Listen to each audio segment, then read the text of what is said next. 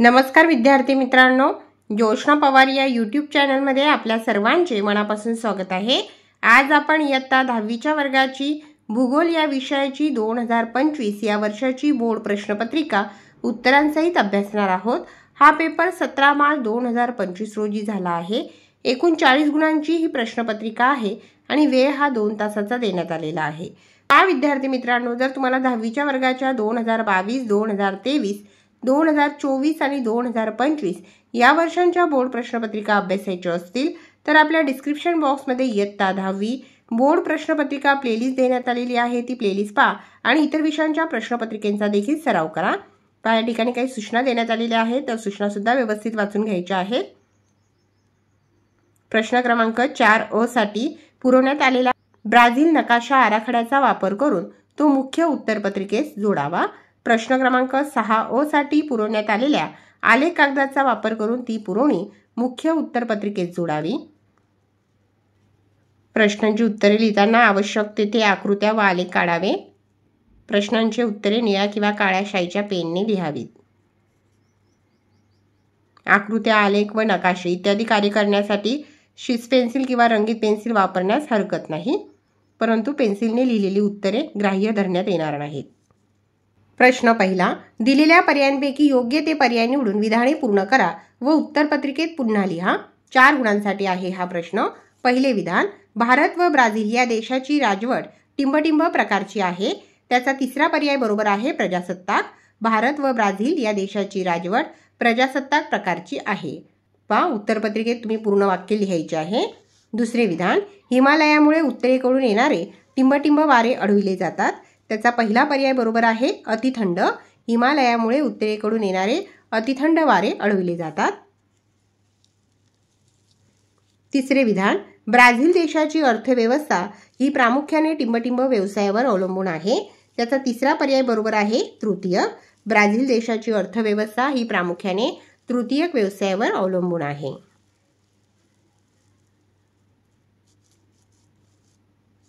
पुढे आहे चौथे विधान, ब्राझीलचा क्षेत्रफळाच्या दृष्टीने जगात टिंबटिंब क्रमांक आहे।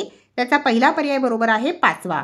ब्राझीलचा क्षेत्रफळाच्या दृष्टीने जगात 5वा क्रमांक आहे। प्रश्न दुसरा, वेगळा घटक ओळखा। 4 गुणांसाठी आहे। त्यातील पहिला प्रश्न, क्षेत्र भेटीसाठी आवश्यक साहित्य। 4 साहित्य देण्यात आलेले आहे। त्यातील वेगळा घटक आहे संगणक। दुसरा प्रश्न, ब्राझीलमधील नद्या अमेझॉन, पॅराग्वे आणि उरुग्वे। वेगळा घटक आहे चौथा पर्याय गंगा। तिसरा गट, प्राथमिक व्यवसाय। प्राथमिक व्यवसायामध्ये आहे शेती, खाणकाम आणि मत्स्य व्यवसाय। तिसरा पर्याय पर्यटन हा वेगळा घटक आहे। पुढे आहे चौथा गट, वस्त्यांच्या केंद्रीकरणासाठी प्रमुख घटक। दुसरा पर्याय हा वेगळा घटक आहे प्रतिकूल हवामान। वस्त्यांच्या केंद्रीकरणासाठी प्रमुख घटक आहे पाण्याची उपलब्धता, सुपीक जमीन आणि अनुकूल हवामान। वेगळा घटक आहे प्रतिकूल हवामान। प्रश्न तिसरा, चुकी बरोबर ते सांगा। एकूण 5 दिलेले आहेत, कोणतेही 4 सांगायचे आहेत। 4 गुणांसाठी। पहिले विधान, भारतातील लोकसंख्येत तरुणाईचे प्रमाण जास्त आहे। बरोबर। दुसरे विधान, ब्राझील व भारत या दोन्ही देशात एका वेळी समान ऋतू असतात। चूक। तिसरे विधान, मॅनॉस हे निग्रो व अमेझॉन या नद्यांच्या संगमावरील बंदर आहे। बरोबर। चौथे विधान, ब्राझीलमध्ये लिंग गुणोत्तर जास्त आहे। बरोबर। आणि 5वे विधान, ब्राझील हा वाघ व सिंह हे दोन्ही प्राणी असणारा जगातील एकमेव देश आहे। हे विधान चूक आहे, कारण भारत हा वाघ व सिंह हे दोन्ही प्राणी असणारा जगातील एकमेव देश आहे, ब्राझील नाही, त्यामुळे ते विधान चूक आहे। प्रश्न चौथा तुम्हास पुरवलेल्या ब्राझीलच्या नकाशा आराखड्यात पुढील घटक दाखवा व चिन्हांची सूची तयार करा। एकूण 6 घटक देण्यात आलेले आहेत, कोणतेही 4 घटक दाखवायचे आहेत आणि त्यांच्या चिन्हांची सूची तयार करायची आहे। 4 गुणांसाठी 1 पंपास, 2 मॅराझ्वा बेट, 3 ब्राझीलची राजधानी, 4 पिको दी नेब्लिना, 5 पॅराना नदी आणि 6 मारानाओ राज्य। अशा पद्धतीने ब्राझीलच्या नकाशामध्ये तुम्हाला घटक दाखवायचे आहेत आणि सूची तयार करायची आहे। या ठिकाणी आपण घटक क्रमांक आणि घटकाचे नाव लिहून घेतलेले आहे। तुम्हाला कोणतेही 4 दाखवायचे आहेत, आपण 6 घटक या ठिकाणी दाखवलेले आहेत। बघा, चौथा जो घटक आहे पिको दी नेब्लिना, दुसरा घटक आहे माराझोआ बेट, सहावा घटक आहे मारानाओ राज्य, तिसरा घटक आहे ब्राझिलिया,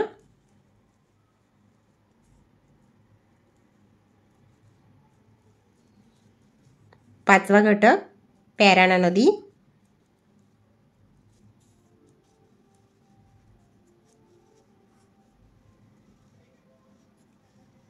आणि पहिला जो घटक आहे पंपास।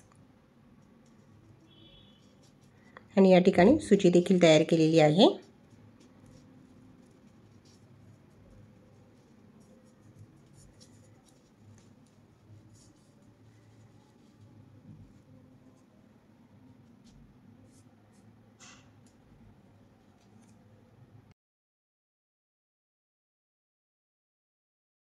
प्रश्न चौथ्यातील आ प्रश्न आहे, दिलेल्या नकाशाचे वाचन करून त्याखाली दिलेल्या प्रश्नांची उत्तरे लिहा। 5 प्रश्नांपैकी कोणत्याही 4 प्रश्नांची उत्तरे लिहायची आहे 4 गुणांसाठी। या ठिकाणी नकाशा देण्यात आलेला आहे भारत, स्थान व विस्तार। या ठिकाणी पूर्व पश्चिम अंतर 3000 किलोमीटर।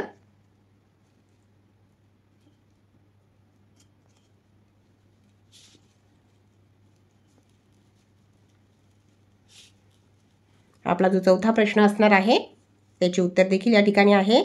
भारताची प्रमाण वेळ 82°30' पूर्व रेखावृत्तावरून निश्चित केली आहे। 5वा प्रश्न, भारताच्या पश्चिमेला कोणता समुद्र आहे? अरबी समुद्र। दुसरा प्रश्न आहे, भारतातील सर्वात दक्षिणेकडील टोक कोणते? या ठिकाणी उत्तर आहे इंदिरा पॉइंट। सर्व प्रश्नांची उत्तरे तुम्हाला नकाशातच मिळतील। प्रश्न पहिला, वरील नकाशा काय दर्शवितो? भारताचे स्थान व विस्तार दर्शवितो। दुसरा प्रश्न, भारतातील सर्वात दक्षिणेकडील टोक कोणते? भारतातील सर्वात दक्षिणेकडील टोक इंदिरा पॉइंट आहे।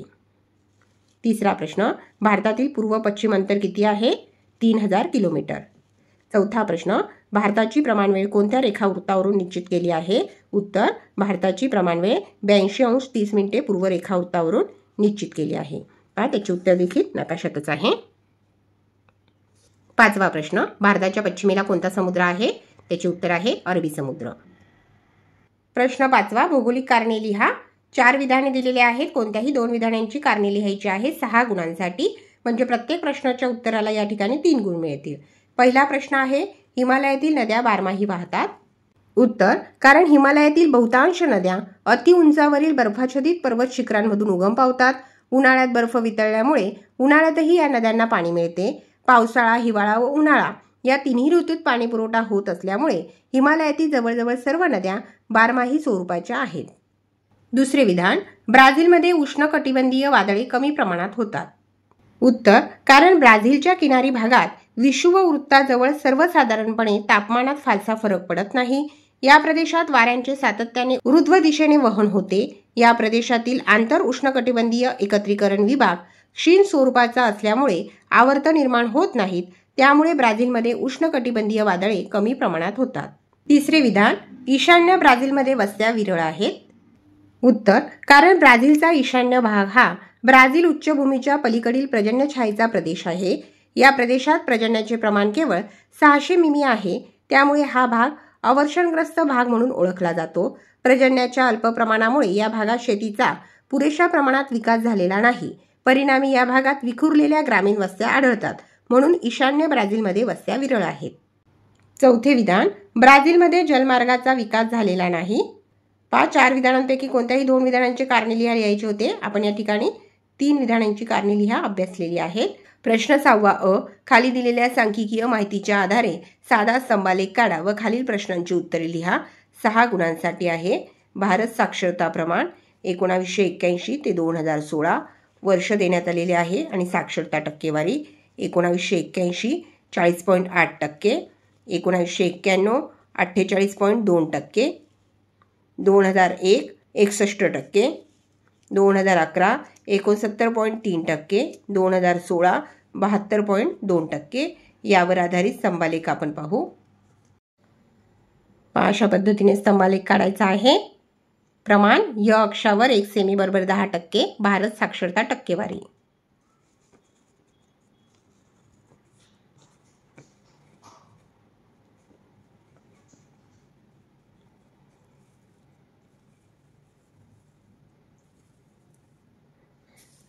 य अक्षावर आहे भारत साक्षरता टक्केवारी आणि क्ष अक्षावर आहे वर्ष.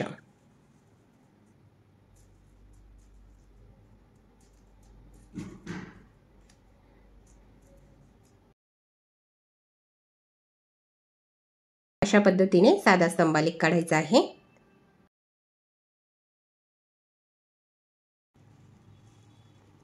पुढे आहेत प्रश्न उत्तर. स्तंभालेख काढला तर 3 गुण आणि 3 प्रश्नांची उत्तरे लिहिल्यानंतर 3 गुण असा 6 गुणांसाठी हा प्रश्न आहे. त्यातील पहिला प्रश्न, वरील आलेख काय दर्शवितो?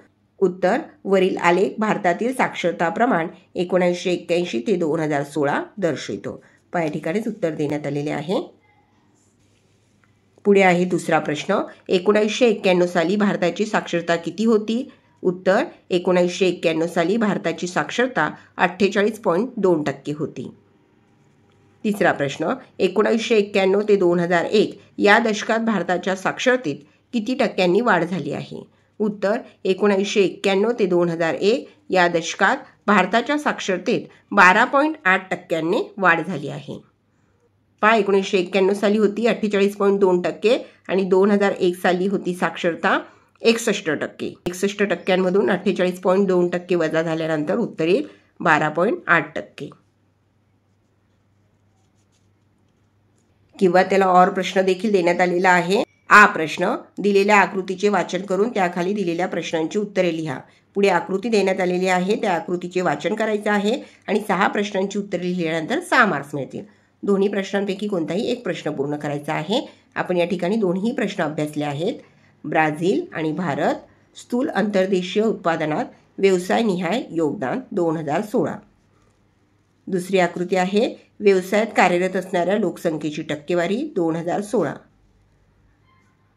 त्या ठिकाणी सूची देण्यात आलेली आहे प्राथमिक, द्वितीयक आणि तृतीयक व्यवसायाची आणि त्यावर आधारित प्रश्न.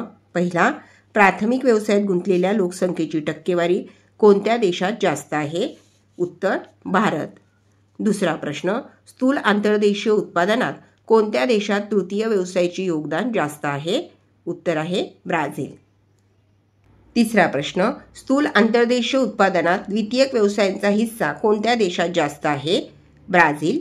चौथा प्रश्न, ब्राझीलमध्ये कोणत्या व्यवसायात जास्त लोकसंख्या कार्यरत आहे? उत्तर, तृतीयक व्यवसाय. ब्राझीलमध्ये तृतीयक व्यवसायात जास्त लोकसंख्या कार्यरत आहे. पाचवा प्रश्न, स्थूल आंतरदेशीय उत्पादनात तृतीयक व्यवसायातील ब्राझीलचे योगदान भारतापेक्षा कितीने जास्त आहे? उत्तर, स्थूल आंतरदेशीय उत्पादनात तृतीयक व्यवसायातील ब्राझीलचे योगदान भारतापेक्षा 10% जास्त आहे. सहावा प्रश्न, भारतात तृतीय क्षेत्रातील कार्यरत लोकसंख्येची टक्केवारी किती? उत्तर, भारतात तृतीय क्षेत्रातील कार्यरत लोकसंख्येची टक्केवारी 26.9% आहे. प्रश्न 7वा, खालील प्रश्नांची सविस्तर उत्तरे लिहा. 8 गुणांसाठी आहे हा प्रश्न. 3 प्रश्न दिलेले आहेत. 3 पैकी कोणत्याही 2 प्रश्नांची उत्तरे लिहायची आहेत 8 गुणांसाठी. म्हणजे प्रत्येक प्रश्नाच्या उत्तराला या ठिकाणी 4 गुण मिळतील. पण या ठिकाणी आपण 3ही प्रश्न अभ्यासणार आहोत. पहिला प्रश्न आहे क्षेत्रभेट म्हणजे काय आणि क्षेत्रभेटीची पूर्वतयारी कशी कराल? उत्तर, एखाद्या ठिकाणास प्रत्यक्ष भेट देऊन तेथील भौगोलिक व सांस्कृतिक घटकांची माहिती मिळवणे म्हणजे क्षेत्रभेट होय. क्षेत्रभेटीची पूर्वतयारी कशी कराल या प्रश्नाचे उत्तर अभ्यासू. या ठिकाणी उत्तर देण्यात आलेले आहे. पहिला मुद्दा आहे ठिकाण निश्चिती. क्षेत्रभेटीचे नेमके ठिकाण ठरवणे व त्या ठिकाणी पोहोचण्यासाठी लागणारा कालावधी व उपलब्ध असलेली वाहतुकीची साधने इत्यादी बाबींचा आढावा घेणे. उदाहरणार्थ नदी किनारा, समुद्र किनारा, पर्वत, किल्ला, पठार, शेत, थंड हवेचे ठिकाण, कारखाना, रेल्वे स्थानक इत्यादी. दुसरा मुद्दा आहे हेतू निश्चिती. क्षेत्रभेटीचा नेमका हेतू व अध्ययन निष्पत्ती निश्चित करणे. उदाहरणार्थ थंड हवेच्या ठिकाणास व समुद्र किनाऱ्यास भेट देऊन या 2 ठिकाणातील हवामानातील फरकाचा अभ्यास करणे इत्यादी. तिसरा मुद्दा आहे आवश्यक कागदपत्रांची पूर्तता. क्षेत्रभेटीसाठी अत्यावश्यक नकाशे, महत्त्वाची माहिती, परवानगी पत्रे इत्यादी बाबींचे संकलन करणे. उदाहरणार्थ कारखान्यात भेट देण्यासाठी कारखान्याच्या मालकाने व्यवस्थापकाने दिलेले परवानगी पत्र इत्यादी. आणि चौथा मुद्दा आहे प्रश्नावली निर्मिती. क्षेत्रभेटीच्या हेतूनुसार व निवडलेल्या ठिकाणानुसार प्रश्नावली तयार करणे. उदाहरणार्थ शेतात भेट देताना शेतकऱ्याकडून माहिती मिळवण्यासाठी पुढील स्वरूपाची प्रश्नावली तयार करणे. प्रश्नावली या ठिकाणी तयार केलेली आहे. अशा प्रकारे क्षेत्रभेटीपूर्वी पूर्वतयारी करू. दुसरा प्रश्न आहे, स्वातंत्र्योत्तर काळात भारत आणि ब्राझील या देशांना कोणत्या समस्यांना तोंड द्यावे लागले? उत्तर, स्वातंत्र्योत्तर काळात भारत आणि ब्राझील या देशांना प्रामुख्याने पुढील समस्यांना तोंड द्यावे लागले. 1. स्वातंत्र्योत्तर काळात पहिल्या 20 वर्षात भारताला 3 युद्धांना सामोरे जावे लागले. स्वातंत्र्योत्तर काळात भारतातील विविध प्रांतातील लोकांना दुष्काळांनाही सामोरे जावे लागले. स्वातंत्र्योत्तर काळात भारतास विविध वित्तीय समस्या आणि आर्थिक विकासाचा मंद वेग इत्यादी समस्यांनाही तोंड द्यावे लागले. 4. स्वातंत्र्योत्तर काळात ब्राझील देशास विविध स्वरूपांच्या वित्तीय समस्यांना तोंड द्यावे लागले. पुढे आहे तिसरा प्रश्न, ब्राझील व भारताला कोणत्या पर्यावरणीय समस्यांना तोंड द्यावे लागते? उत्तर, ब्राझीलला व भारताला पुढील पर्यावरणीय समस्यांना तोंड द्यावे लागत आहे. वाढत्या लोकसंख्येच्या निवासासाठी, इंधनासाठी, स्थलांतरित शेतीसाठी दोन्ही देशात मोठ्या प्रमाणात वृक्षतोड करण्यात येत आहे. त्यामुळे दोन्ही देशांना निर्वनीकरण समस्याला सामोरे जावे लागत आहे. दोन्ही देशातील वाढत्या नागरीकरणामुळे प्रदूषणाच्या समस्येत वाढ झालेली आहे. 3. वाढते प्रदूषण, निर्वनीकरण इत्यादी कारणांमुळे दोन्ही देशांना पर्यावरणाच्या ऱ्हासाच्या समस्याला तोंड द्यावे लागत आहे. 4. पर्यावरणाच्या ऱ्हासामुळे दोन्ही देशातील विविध प्रजातींच्या वनस्पती, प्राणी व पक्षी यांचे अस्तित्व धोक्यात आले आहे. पहा विद्यार्थी मित्रांनो, या ठिकाणी आपण इयत्ता 10वीच्या वर्गाची भूगोल या विषयाची 2025 या वर्षाची बोर्ड प्रश्नपत्रिका उत्तरांसहित अभ्यासली. व्हिडिओ आवडल्यास व्हिडिओला लाईक करा आणि चॅनलला सबस्क्राईब करून ठेवा, जेणेकरून यापुढचे जे नवनवीन शैक्षणिक व्हिडिओ मी यूट्यूबवर टाकेन त्याची नोटिफिकेशन अगोदर तुमच्यापर्यंत पोहोचेल.